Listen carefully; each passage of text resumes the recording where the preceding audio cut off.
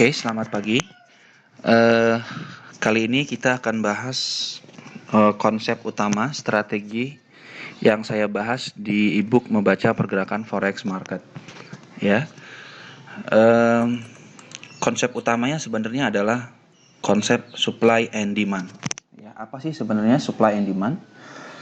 Supply and demand adalah penawaran dan pembelian. Ya, jadi konsep strategi ini berawal dari konsep prinsip ekonomi ya. Konsep prinsip ekonomi itu adalah beli di saat murah, jual di saat harga mahal. Ya. Nah, sama saja seperti saat Anda melihat kalau kita lagi saat lebaran ya. Itu semua harga kan pasti akan naik ya. Oke, pasti akan naik. Kenapa? Ya, karena banyaknya permintaan sedangkan stok barang atau stok misalkan contoh bawang atau cabai ya. Nah, itu semakin sedikit di pasaran, akibatnya harga melonjak. Nah, ini kenapa? Karena banyaknya permintaan dibandingkan penawaran ya. Seperti itu. Nah, itu kalau contoh banyaknya permintaan dibandingkan penawaran. Nah, ini akan menyebabkan harga akan naik secara signifikan. Ya. Nah, bagaimana jika penjualan lebih banyak dibandingkan pembelian? Ya, contoh utama misalkan lagi-lagi adalah barang-barang bahan pokok ya. Contoh misalkan harga cabai juga misalkan. Ya, banyak terjadi panen. Ya, petani banyak panen nih. Nah, kemudian karena saking melimpahnya harga cabai di pasaran, maka harga akan cenderung murah. Ya, kenapa? Karena banyaknya stok cabai pada saat itu. Ya, nah, seperti itulah gambarannya. Nah, pada saat banyaknya tersedia barang atau banyaknya tersedia cabai tadi di pasaran, maka harga akan turun. Nah, berarti adalah supply exceed demand. Ya, berarti banyaknya penjualan dibandingkan permintaan. Ya, seperti sesimpel itu pengertian supply and demand. Nah, bagaimana strategi supply and demand di market ya. Jadi konsep strategi ini Anda bisa gunakan di semua instrumen mata uang ya. Bisa di komoditi, bisa di saham, bisa di forex ya. Bahkan ada kemarin yang mencoba untuk di binary dan itu bisa dilakukan ya. Oke. Bagaimana cara kita mengidentifikasi area supply and demand? Ya. Oke, kita lihat contoh ini. Ya, contoh kasus ini. Ya, Anda lihat di sini. Ya, ini harga drop panjang, drop. Ya. Nah, untuk kita mengidentifikasi area supply and demand, ya, caranya adalah kita mencari dulu area yang mempunyai lonjakan. Oke? Ya, ini harga melonjak secara signifikan, bisa dilihat ini. Harga melonjak dari titik tertentu secara kuat atau turun. Ya, kita lihat ciri-ciri supply atau ciri-ciri demand. Ini adalah ciri-ciri demand. Kenapa harga bergerak dari bawah? Ya, ditandai dengan beberapa candle panjang. Ya. Nah, biasanya adalah minimal 3 kali dari base-nya ini, ya. Ada candle panjang seperti ini. Nah, inilah area yang menjadi area pengamatan kita nanti selanjutnya. Ya, kita tidak usah menebak harga ini akan naik ke atas ataupun turun ke bawah. Ya, kita hanya mengamati. Bisa saja saat terjadinya lonjakan seperti ini adanya news. Ya, apakah kita harus buy di sini? Tidak perlu. Biarkan saja harga bergerak naik dulu. Yang jelas bagi kita bahwa ini adalah sudah menjelaskan bahwa bagi kita ini area demand. Nah, ini sudah menjelaskan kita bagi kita bahwa ini adalah area supply. Ya, jadi seperti itu. Kita cari dulu area yang rally atau drop secara signifikan. Ya, untuk follow order dari big player atau smart money. Ini yang mereka yang melakukan adalah bank institution. Ya, mereka akan melakukan seperti ini. Ya, mereka akan beli secara besar-besaran atau jual secara besar-besaran. Biasanya akan terjadi saat news biasanya. Oke. Nah, kita cari dulu area yang mempunyai signifikan drop atau signifikan rally. Oke, contoh misalkan adalah ini. ini drop secara signifikan, ya. Nah, setelah kita menemukan area seperti ini, apa yang harus kita lakukan? Yang harus kita lakukan adalah mencari area base. Nah, area base ini bagaimana caranya? Nah, ada dua cara sebenarnya untuk menemukan area base, ya. Nah, ini, ya. Jadi pada saat naik ke sini, kita cari area base, area sideway. Ya, jadi kita bisa menyebutnya area sideway, area cluster trading, base atau flag. Jadi banyak macamnya, ya. Penamaan saja sebenarnya, tapi agar tidak membingungkan, ya. Itu area yang sideway. Jadi seperti candle ini berjejer seperti orang upacara, ya. Bisa lihat di sini beberapa candle yang, nah, inilah yang disebut fase equilibrium, ya, titik keseimbangan, ya. Jadi pada saat harga seimbang kemudian naik rally atau drop secara signifikan, maka ini menjelaskan bagi kita bahwa lebih banyak buyer dibandingkan seller, ya, lebih banyak pembeli dibandingkan penjual. Nah, kalau sudah banyak seperti ini, maka ekspektasi kita kemungkinan masih ada buy order ada di sini. Saat dia kembali, maka ekspektasi kita harga akan naik. Demikian juga kalau kita melihat yang sebelah kanan sini, harga drop secara signifikan, ya, dari titik equilibriumnya dia, titik keseimbangan, maka begitu dia drop, maka ini adalah banyaknya seller dibandingkan buyer, ya. Supply exceed demand, kalau ini demand exceed supply, ya. Nah, kita hanya mengamati area seperti ini. Nah, kita menunggu harga balik, ya. Jadi kita tidak mengejar harga, tapi kita menunggu di area yang tepat, ya. Nah, kemudian setelah kita menemukan base seperti ini, bagaimana cara kita untuk marking areanya? Oke, ada dua cara, ya, bisa menggunakan dua cara. Cara pertama adalah, ya, tarik garis pada high dari area base. Contoh, misalkan Anda berada di area supply, ya, maka kita tarik area yang high-nya. Contoh ini adalah high, ya, itu yang ada shadow-nya. Kemudian garis bawah, yang di bawahnya itu ada low-nya. Oke. Nah, kalau misalkan demand juga sama, shadow-nya kita ambil, ya, kemudian high. Jadi high, ya, low sama high atau low. Kalau di sini kan high-nya ada di atas, ya, kemudian low ada di bawah. Kalau ini kebalik, low-nya di bawah, high-nya di atas. Kenapa? Karena kita melihat perspektif yang ini adalah dari bawah. Oke, low high, high low. Contoh, kita ambil contoh misalkan yang kita mau marking supply zone, ya. Nah, contoh ini dia. Maka area yang menjadi area marking kita adalah ini, betul tidak? Betul, ya? Oke. Nah, ini dia. Ini adalah marking kita. Nah, kemudian kita bisa menggunakan, kita marking di sini. Oke. Nah, ini dia, ya. Kita lihat di sini adalah low-nya dia. Ada low-nya dia, ya. Oke, setelah kita lihat low-nya di sini,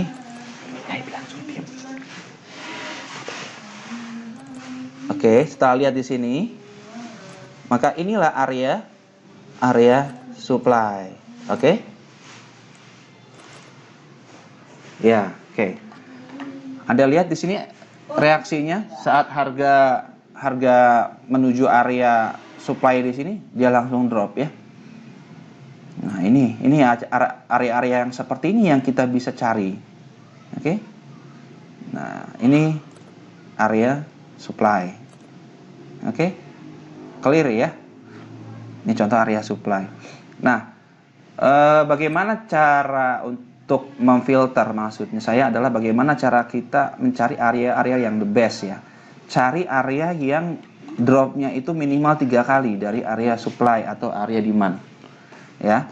Contoh misalkan ini, harga drop dari area base, kita lihat di sini, base-nya ini sekitar 33 pip, ya.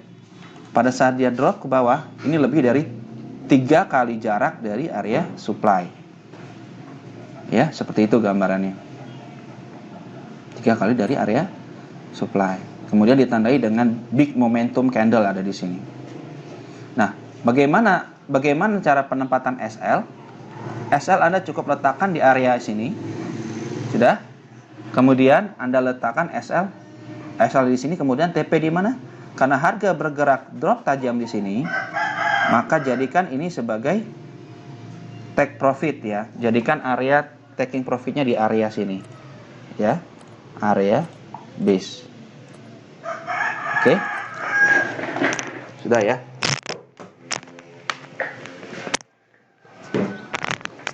Nah, kemudian kita lanjut untuk bagaimana kita melihat demand. Oke. Kita lihat. Saya tidak melihat di area H1. Oke, kita lihat di sini. Anda lihat di sini? Ya. Atau mungkin kita lihat di area, sebentar ya.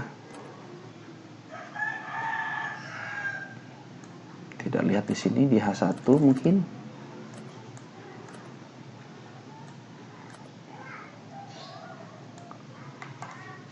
Oke, kita lihat di sini. Nah, ini dia ya.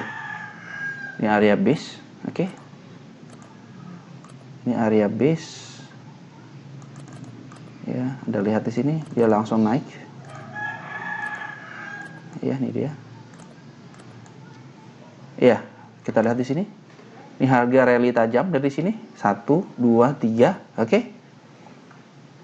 Saat dia naik, berarti kita bisa berkesimpulan bahwa banyaknya buyer dibandingkan seller ada di area ini.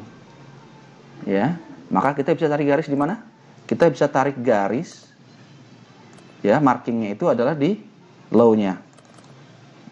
Oke, kita cari di low-nya. Kemudian kita letakkan di high-nya. Oke, seperti ini gambarannya. Oke, ini dia saat harga drop bawah, kita bisa buy di sini. Ya, ini adalah konsep dasar utama dari strategi supply and demand. Nah, yang saya jelaskan ini dari awal perkenalan untuk strategi supply and demand ini menggunakan konsep touch trade. Maksudnya adalah kita entry saat harga sudah berada di sini. Ya, touch trade. Jadi begitu kita ketemu area ini langsung buy di sini. Apakah kita bisa pasang pending order? Bisa saja. Ya, hanya saja kita harus memenuhi kriteria. Kriterianya adalah harga minimal 3 kali dari harga drop atau harga rally. Ya, kita bisa pasang pending order di sini dan kita SL di sini. Ya, seperti itu gambarannya. Ya. Kemudian yang tadi saya sudah jelaskan sedikit mengenai profit margin. Ya. Contoh misalkan ini saat harga kita lihat di area base, ya. Area base di sini, maka harga ini adalah sekitar 33 pip, maka target kita minimal 2 kali ya. Tapi idealnya harusnya sih 3 kali. Tapi kalau Anda sudah mendapatkan 2 kali sih nggak apa-apa. Ya, tapi yang paling terbaik adalah 1 banding 3. Ya, itu kriteria terbaiknya ya. Kenapa? Karena kalau kita menggunakan risk reward katakanlah minimal 1/3, kalaupun kita loss katakanlah 50 berbanding 50, maka equity kita akan naik. Betul? Betul ya? Secara finansialnya, secara equity akan naik. Ya. Tapi kalau Anda menggunakan risk reward 1/1, nah ini yang agak fatal ya. Kenapa? Kalau Anda katakanlah seburuk-buruknya win 50 kali, loss 50 kali, maka ya udah. Ya, balik modal. Oke. Tapi kalau ini 1/3 katakanlah kriteria terburuknya adalah win 50 kali trading, kemudian loss 50 kali trading, maka secara equity pasti naik. Ya. Nah, oke, yang saya bahas ini adalah teknik touch trade entry dan menggunakan pola, ya, pola drop base rally, rally base drop. Nah, apa sih sebenarnya di rally base drop base rally? Ya, itu adalah dua jenis dari contoh yang ini. Ya, contoh ini adalah drop base rally. Ya, ini contoh kalau kita berada di demand. Nah, bagaimana kalau harganya itu berada di tengah-tengah? Nah, itu kita sebut dengan rally base drop. Ya. Jadi ya demand itu ada dua. Demand yang rally base drop, ya. Ya. Sorry, drop base rally, ya. Kemudian ada yang rally base rally. Ya, seperti ini. Jadi kalau sudah seperti ini, ekspektasi kita harga akan naik. Ya, ini adalah jenis yang buy, oke? Buy setup. Kemudian kalau yang sell setup ada di contoh di sini. Ya, rally base drop, seperti yang tadi yang sudah saya bahas di awal. Ya, contoh yang tadi ya, yang di mana? Yang di euro ya. Yang tadi yang kita temukan tadi. Nah, ini dia, oke? Ini adalah rally base drop. Ini adalah buy setup.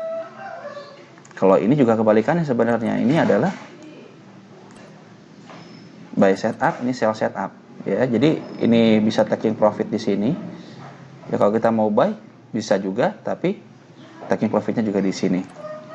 Ya, seperti itu gambaran kalau kita menggunakan strategi supply and demand. Nah, kemudian itu kalau rally base rally. Nah, bagaimana kalau yang drop base drop? Ya, drop base drop ini adalah contoh sell setup. Ya, contoh dari sell setup yang ada di sini ya. Oke. Jadi ini ada dua jenis sell setup, itu ada dua jenis, yang rally base drop, kemudian drop base drop. Oke. Kita lihat di chart contoh drop base drop atau rally base rally. Oke, kita lihat di contoh di H1 ya, misalkan ya. Ada tidak kita menemukan area yang dimaksud? Oke, sebentar ya. Nah, Anda bisa lihat di sini. Ini contoh rally base rally.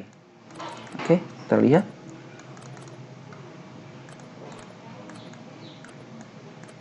Ya, ini dia, lihat. Ada di sini. Rally base rally. Oke, lihat. Harga drop tajam, kemudian harga naik tajam ya dari area base-nya, kemudian dia pada saat balik kita lanjutkan untuk buy. Ya, ini biasanya pola continuation atau pola kelanjutan ya. Kalau yang tadi, yang area yang ada di bawahnya ini adalah area ekstrimnya ya, lembahnya ya, berada di paling lembah ya. Kemudian yang di sini adalah area yang berada di tengah-tengah ya. Kalau kita lihat di contoh di sini H4 ini nggak kelihatan, tapi kalau Anda lihat di H1 ini kelihatan dengan jelas adalah rally base rally. Oke. Ya, kita lihat di sini saya gambarkan. Seperti inilah gambarannya. Ya. Nah, bagaimana cara markingnya? Sama saja sebenarnya dengan konsep yang tadi, yang drop base rally. Kita ambil area yang high-nya di sini. Oke. Kita ambil high-nya. Kemudian yang low-nya ini sebagai area batas ya, batas bawahnya ya di sini ya. Oke, ini batas bawahnya untuk kita apa? Untuk meletakkan SL. Artinya jika harga sudah menyentuh ke bawah sini sudah, berarti kita kena SL. Ya. Nah, Penarikan seperti ini adalah cara yang pertama ya, yang tadi saya jelasin. Nanti saya jelasin di cara yang kedua, bagaimana kita cara menarik zone-nya ya. Ini cara yang pertama. Nah, yang saya bahas di area yang ini ya. Ini cara penarikannya. Oke? High, low. Oke? Low, high. Nah, bagaimana kalau menggunakan yang cara kedua? Cara kedua ini adalah contoh misalkan kita berada di area supply. Maka acuan kita untuk penarikan zone-nya adalah high-nya itu kita tarik, kemudian close candle-nya ini kita tarik juga menjadi zone-nya. Oke? Kita tarik menjadi zone-nya ya.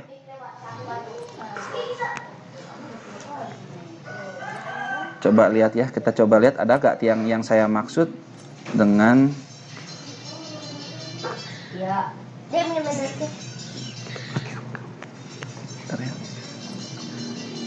Kita coba lihat ya.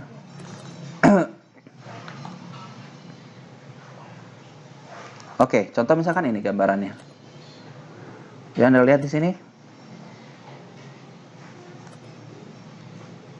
Nah, ini yang saya maksud.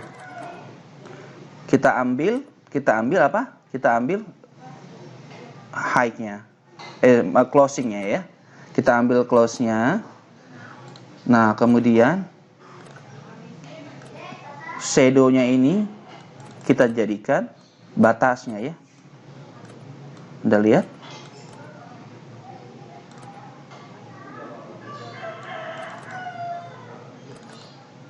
Oke.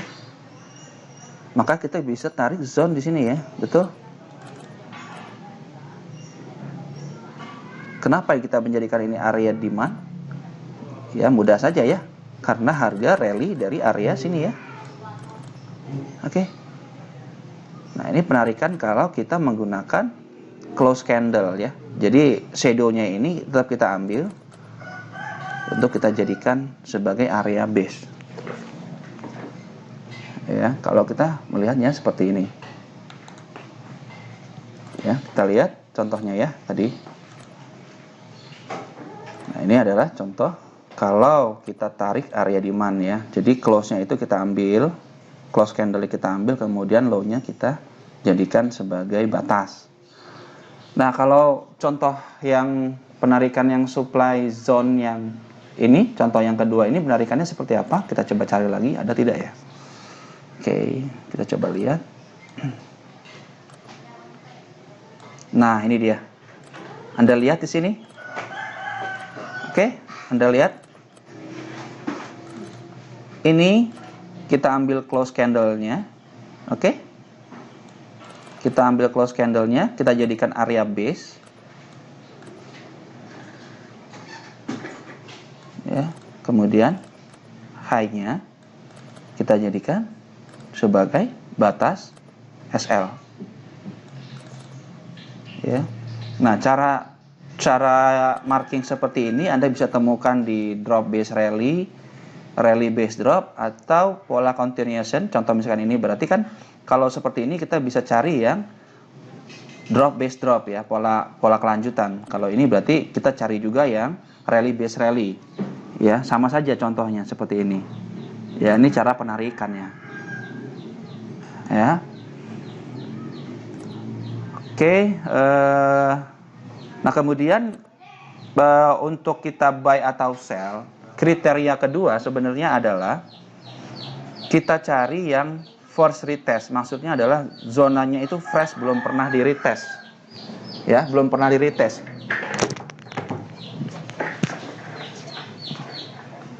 Nah, contoh di sini adalah harga pada saat dia naik ya, belum pernah di retest sama sekali.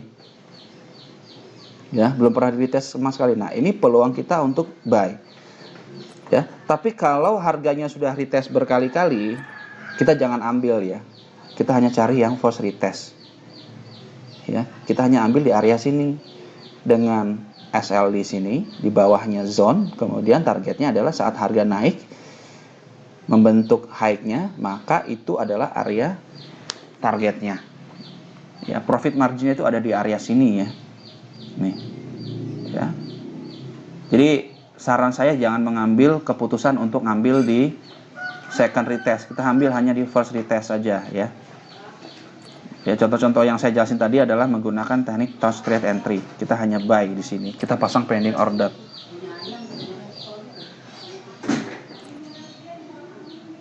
Ya, oke.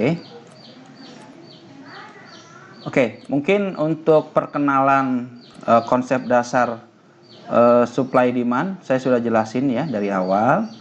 Nanti di pembahasan berikutnya saya akan bahas konsep strategi supply and demand price action. Nah, yang ini adalah supply and demand konvensional yang saya jelaskan.